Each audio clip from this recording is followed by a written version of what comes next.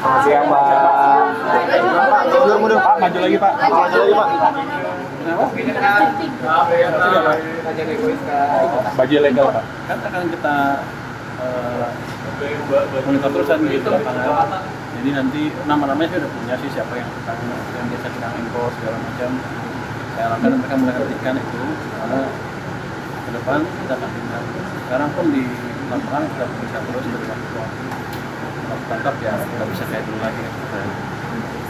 Jadi kita orang kan suka bingung, kalau itunya mati berarti nggak ada supply-nya ada barang-barang domestik harusnya nanti. Biar industri domestik juga hidup lagi. Berarti nasib dari pedagang para pakaian bekas di pasar seni seperti apa, Pak? Nasibnya? Ya nanti dia beli pakaian dari produsen dalam negeri lah. Kan masa kita mau legalkan yang ilegal, sementara produsen dalam negeri mati, kan sama juga untungnya nanti didapat. Kan mereka yang penting untung kan? Saya tidak langsung berarti untuk penjualan barang impor, thrifting seperti itu berarti dilarang oleh pemerintah ya, Pak? Kalau ilegal emang dilarang kan? Nggak tahu siapa yang melegalkan. Kalau saya pikir sih ilegal saya dilarang, kecuali dia bisa legal dengan melalui jalur tertentu. Tapi kalau selama ini kan yang disebut balpres itu kan, itu akan dilarang kan. Saya pernah bilang kan, tanya ke orang bea cukai apa hukumannya hanya ditaruh di mereka, barangnya dimusnahkan, terus orangnya di penjara. Saya bilang saya rugi, cuma udah ngeluarin uang buat misahin barang, masih mana orang lagi.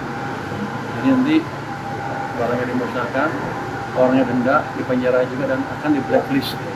Yang terlibat itu saya akan larang impor semua. Aturannya kapan keluarnya, Pak? Bentar lagi. Jadi udah ada pembicaraan sama Menteri Perdagangan terkait ini. Iya. Kementerian Teknis. Berarti dalam bentuk PMK ya, Pak? Kan itu ilegal. Kenapa mesti bicara dengan Menteri Perdagangan? Emang ada peraturan Menteri Perdagangan yang melegalkan itu? Nah, maksudnya kan Kerjasamanya maksudnya, Pak? Koordinasi untuk memberantasnya gitu. Kenapa memberantas Menteri Perdagangan? Instrumennya di mana? Apa langsung dari Kementerian Keuangan, Pak, berarti Ini peraturannya? kan bea cukai, berarti kan yang nyaga bea cukai nanti kalau di lapangan mungkin yang baru mungkin Kementerian Perdagangan, tapi yang saya jaga yang di bea cukai, yang di port masuk, saya fokus di alat-alat yang saya kuasain, bea cukai, pajak dan lain-lain. berarti bentuknya PMK ya, Pak? Aturannya. Aturan apa? Itu kan ilegal eksekusi sesuai dengan pelanggarannya. Nanti kita perketat aja peraturan yang tadi, yang bukan yang hanya ada katanya kelemahan hukum di sana, tapi kan kita bisa akolin nanti. Pak, kalau mitigasinya gimana sih, Pak, kalau ada penolakan dari para pedagang itu? Penolakan, siapa yang nolak saya tangkap duluan. Kenapa? Kalau yang pelaku thrifting yang nolak itu ya saya tangkap duluan dia, berarti kan dia pelakunya, clear. Malah maju, malah untung saya.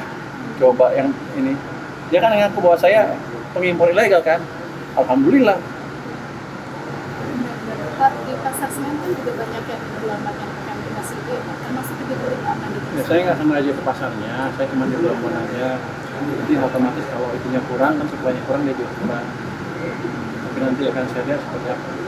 Alhamdulillah sih, dalam mereka semuanya habis kan, kalau supply-nya dikit kan nanti akan beralih ke saya harapkan mereka belanjanya dari pemerintah ditambahkan UMKM kita. Ini kan ada tanggapan Pak dari Hasan Nasri bahwa ya gaya komunikasi Bapak lagi gini. Katanya bisa melemahkan pemerintahan, Pak. Nah itu Indeks yang Bapak tunjukkan ya. Iya, boleh. Dan saya gambar. Itu saya selalu pakai survei ke masyarakat. Apakah saya mengurangi pakaian mata pemerintah atau tidak?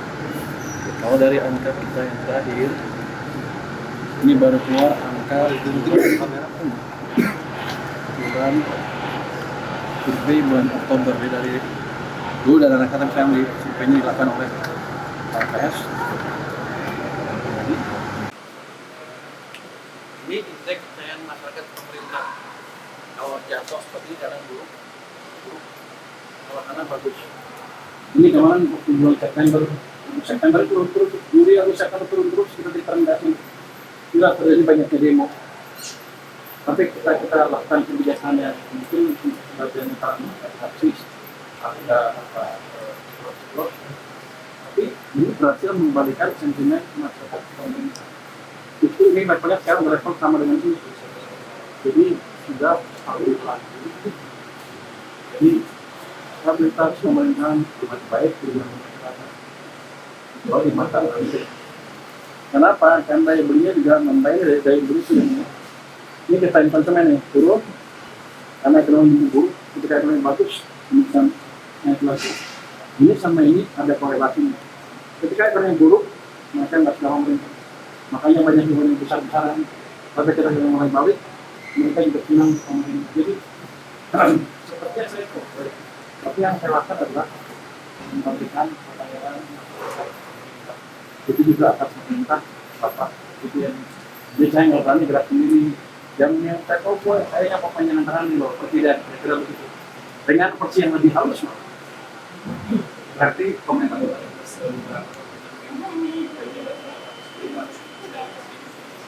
pernah